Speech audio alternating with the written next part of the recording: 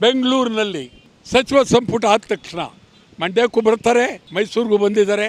Footpath ಖಾಲಿ ಮಾಡಿಸ್ತೀವಿ ಅಂತ ಹೇಳಿ ಯಾರದ್ದು ಖಾಲಿ ಮಾಡಿಸಿರೋದು? ಹೀರೆಕಾಯಿ, ಬದನೆಕಾಯಿ, ಸೌತೆಕಾಯಿ, ಸೊಪ್ಪು ಮಾರ್ತಕ್ಕಂಥ, ತಿರುಬಡ್ಡಿ ತಗೊಂಡು ಜೀವನ ಮಾಡ್ತಕ್ಕಂಥ ಬಡವರನ್ನ JCB ತಂದು ಹೇಳ್ದೆ ಕೇಳದೆ ಬೇರೆ ಕಡೆನೂ ಅವರಿಗೆ ಜಾಗ ಕೊಡದೆ ಹೊಡೆದಾಕುವ ನಿಮ್ಮ ನೀತಿ ಏನು? ನಿಮ್ಗೆ ಯಾರು ಏನು ಮಾತಾಡಂಗಿಲ್ವಾ?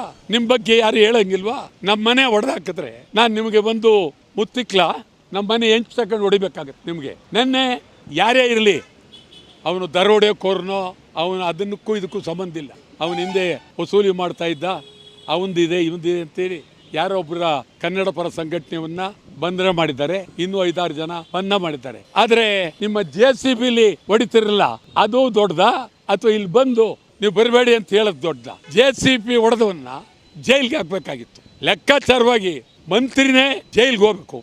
ಈ ವಿಚಾರದಲ್ಲಿ ಏನು ಜನಸಾಮಾನ್ಯರ ಮನೆಗಳನ್ನ ಅಳತೆ ಹಾಕ್ತೆ, ಲೆಕ್ಕಾಚಾರ ಇಲ್ಲದೆ, ಹೇಳದೆ ಕೇಳದೆ JCB ತಂದು ಹೊಡಿತಕ್ಕಂಥದ್ದೆಯಲ್ಲ, ಅತ್ಯಂತ ಅಪಾಯಕಾರಿ ಬೆಳವಣಿಗೆ.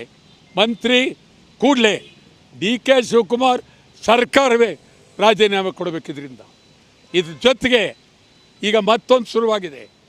ಫುಟ್ಪಾತ್ ಮೇಲೆ ಸೈಕಲ್ ಹೊಡೆದ್ರೆ 5,000 ರೂಪಾಯಿ.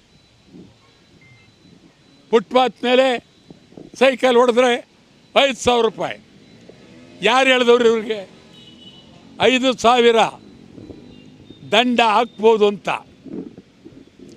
ಶಾಸನಸಭೆಯಲ್ಲಿ ನಿರ್ಧಾರ ಆಯ್ತಾ? ನ್ಯಾಯಾಲಯದಲ್ಲಿ ನಿರ್ಧಾರ ಆಯ್ತಾ? ಇಲ್ವೇ?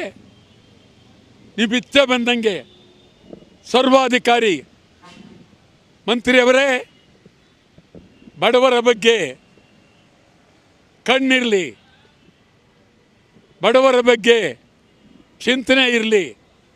ಒಳ್ಳೆಯದಲ್ಲ, ಕಂಠ ಒಳ್ಳೆಯದಲ್ಲ. ನಾಳೆ ಮಂಡ್ಯಕ್ಕೂ ಬರ್ತಾರೆ, ಎಲ್ಲ ಕಡೆ ಬರ್ತಾರೆ, ಒಳ್ಳೆಯದಲ್ಲ.